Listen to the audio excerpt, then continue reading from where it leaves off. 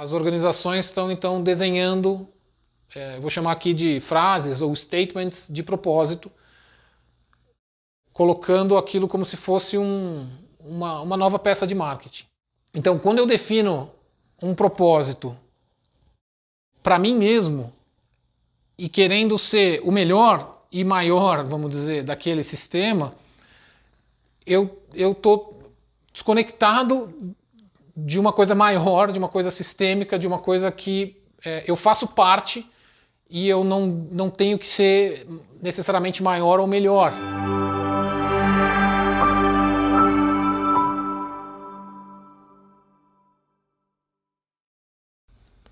Olá, sou Marcos Pittini e esse vídeo a gente vai olhar um pouquinho para o conceito de propósito. É um tema que tem sido bem recorrente nas organizações, ao mesmo tempo um tema que eu sinto que parece não ter tido a profundidade e o olhar necessário para poder se discutir isso de um lugar verdadeiro. As organizações, no começo das suas vidas, vamos chamar assim, não diferente talvez de uma criança, ela tinha um olhar que era mais ou menos isso, né? Ela mal conseguia se ver, se entender, se definir e assim segue.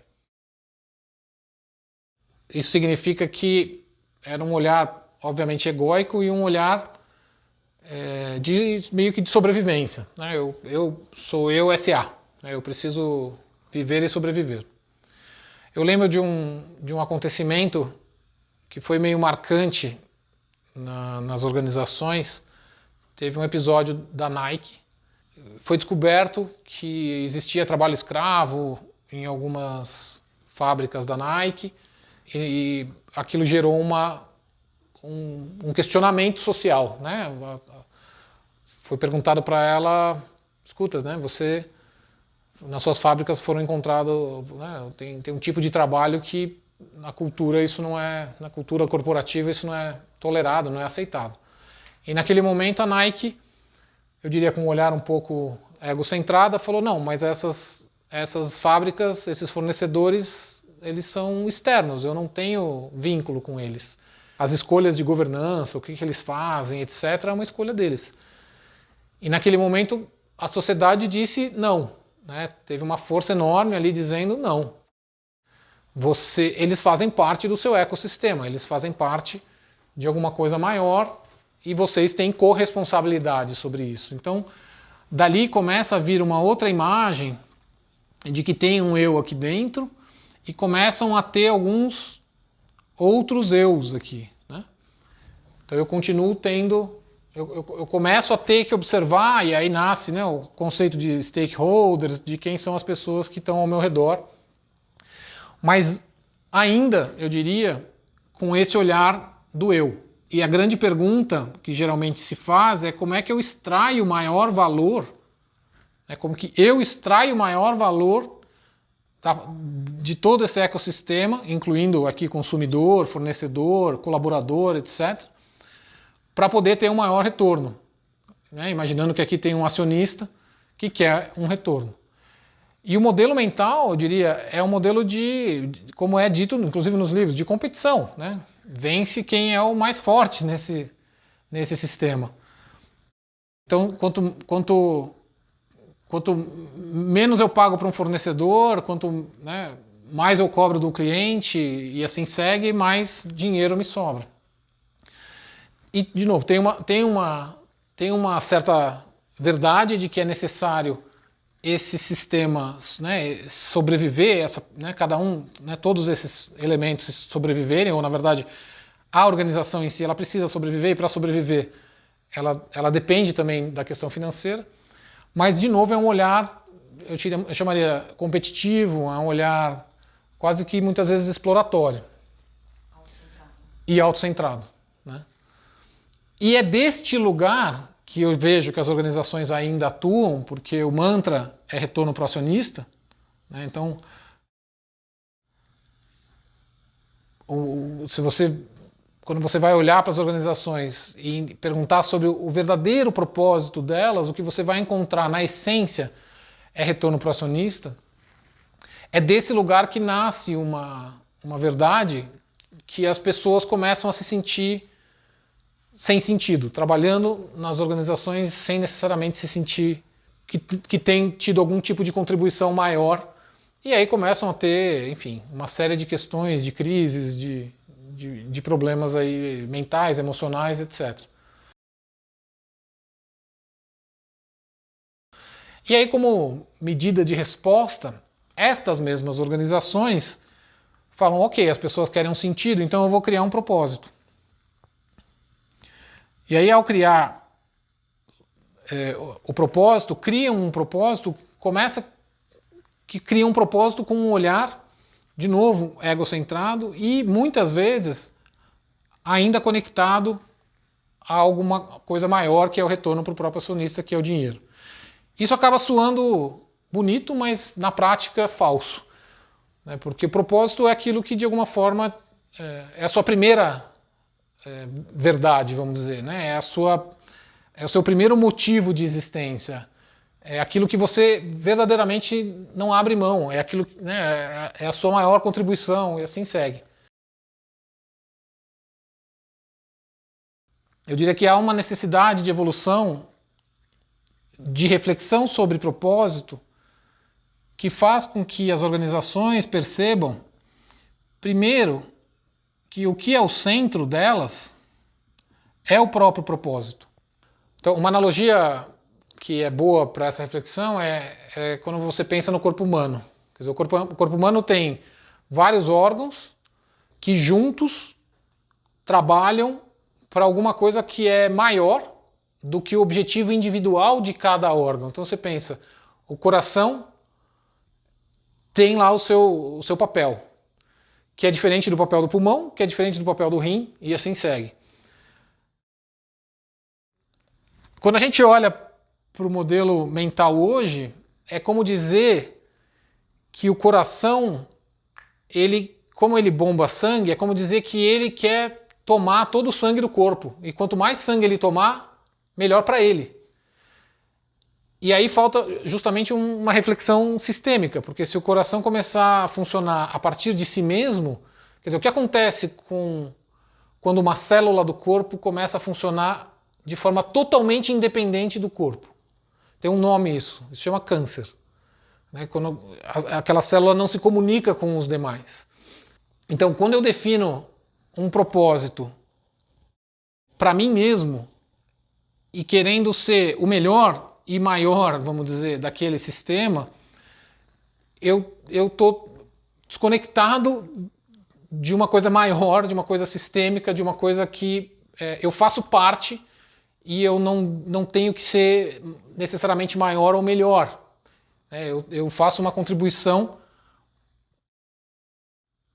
de um lugar, assim como o coração tem o seu papel, o coração tem o seu papel, o pulmão tem o seu papel, todos têm um papel. Vamos imaginar uma organização que trabalha na área da saúde e tem como propósito salvar vidas.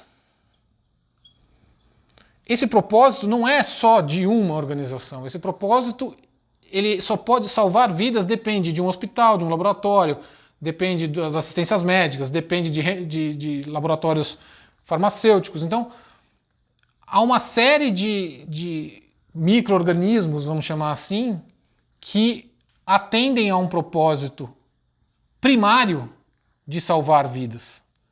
Claro que para salvar vidas, cada membro desse sistema também precisa ter recurso financeiro para continuar cumprindo o seu propósito.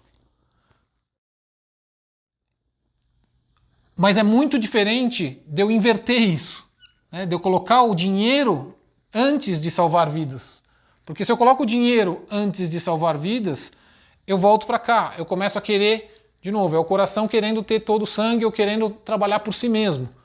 Ele começa a fazer com que ele fique muito bem, mas e os demais? E aí que você percebe a incoerência de que eu não estou verdadeiramente conectado a um propósito. Porque hoje a sociedade percebe que cada um por si.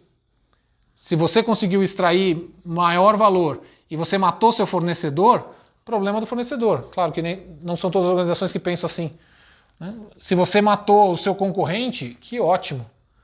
Então, o olhar é um olhar de competição, não é um olhar de colaboração. Por quê? Porque eu estou no centro. Porque eu vejo o mundo a partir de uma ótica de separação, né? De escassez, exatamente. Não é uma ótica de abundância. Então, como é que eu consigo observar sistemicamente, de novo, de que eu vencer, se eu venço sozinho nesse sistema, eu potencialmente destruo todo o sistema. Né? Se o coração vence porque ele tomou todo o sangue de todos os órgãos, o que acontece com o corpo? Então, no momento em que eu me coloco, ou que eu reconheço que eu sirvo a um propósito que é maior do que eu mesmo, ele não é meu. Não existe esse é o meu propósito. O que existe é eu sirvo a um propósito que é muito maior do que eu e que ele é totalmente interdependente. Eu não consigo viver, eu não consigo oferecer eu sozinho essa oferta desse propósito. São muitas outras pessoas que comungam disso. E quanto mais eu entender e colaborar, e daí, quer dizer, olha para isso, quer dizer, o que nasce aqui? Só de uma mudança de olhar. Aqui naturalmente nascem coisas como colaboração. Né? Naturalmente nascem coisas como o todo é maior do que a parte. Então eu olho, a pergunta aqui não é o que é melhor para mim, a pergunta aqui é o que é o melhor para o todo, às vezes em detrimento da parte. Aqui nasce naturalmente um lugar de amorosidade. Aqui nasce diálogo. Percebe? Aqui nasce abundância. Quer dizer, a abundância não nasce, ela já é, mas enquanto aqui eu tô num mundo de escassez.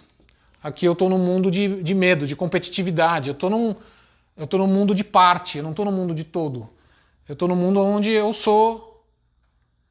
Agora, se a gente olha pro padrão das organizações, eu diria, elas estão ainda fortemente presas a esse modelo, e não é só a organização, é a sociedade como um todo. E um exemplo disso é que as próprias áreas, se você for olhar, a maioria das organizações vivem esse mesmo dilema nas próprias áreas.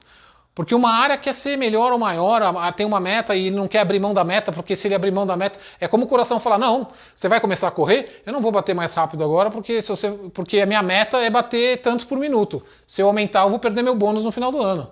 É tão ridículo e verdadeiro quanto isso. Então, há uma disputa, né, fica uma disputa que faz com que até esse próprio organismo fique, aparentemente, ele parece que ele está fazendo tudo que é o melhor para si mesmo, mas ele mesmo começa a perceber limitação. Eu já vejo as organizações começando a perceber essas limitações internas, e aí elas começam a querer criar colaboração entre os times, criar colaboração entre as áreas, etc, etc. E ainda, infelizmente, vejo tem uma boa distância para a gente conseguir olhar isso sobre uma ótica de abundância, né, de colaboração com o sistema inteiro.